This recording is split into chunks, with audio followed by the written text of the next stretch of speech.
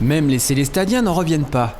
Ils ont beau avoir déjà parcouru leur ville en long et en large, certains détails du paysage urbain au coin d'une rue, ici ou là, leur avaient échappé.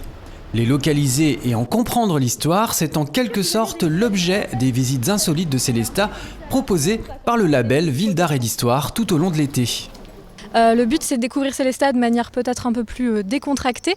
Et donc pour la visite d'aujourd'hui, qui est la visite Célestat insolite, le but, c'est de découvrir Célestat d'une manière un petit peu particulière et justement de manière insolite, c'est-à-dire qu'on va s'intéresser à des détails de l'architecture qui vont pouvoir raconter des anecdotes ou des histoires de la ville de Célestat. La visite évoque également quelques personnages importants de la ville.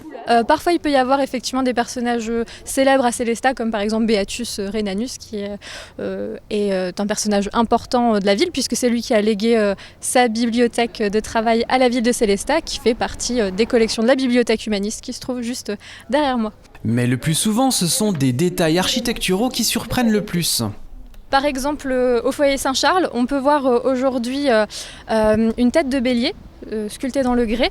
Ce qui est assez intéressant, c'est que cette tête de bélier raconte un petit peu l'histoire de ce bâtiment qui est en fait à l'origine une auberge. Alors on pourrait se dire que le nom de l'auberge, du coup, ça va être l'auberge du bélier, mais pas du tout, il s'agit de l'auberge du bouc. Alors est-ce que c'est le propriétaire qui ne connaissait pas trop la différence entre le bouc et le bélier? Ça, je ne saurais vous dire. Mais voilà, c'est ce genre de petites choses en fait qu'on va pouvoir voir pendant la visite. Situation sanitaire oblige, un certain nombre de mesures sont prises pour le bon déroulement des visites. En ce qui concerne la situation sanitaire, on a mis en place un certain nombre de règles. Le port du masque est effectivement obligatoire. On a aussi limité le nombre de personnes, qui est restreint à 9 personnes. On va aussi demander à ce que les gens respectent le plus possible la distanciation sociale, bien entendu. Et s'il y a besoin, je suis à même de distribuer du gel hydroalcoolique si besoin. En contrepartie, les visites sont gratuites cette année. Il faut tout de même veiller à réserver auprès de l'Office de tourisme.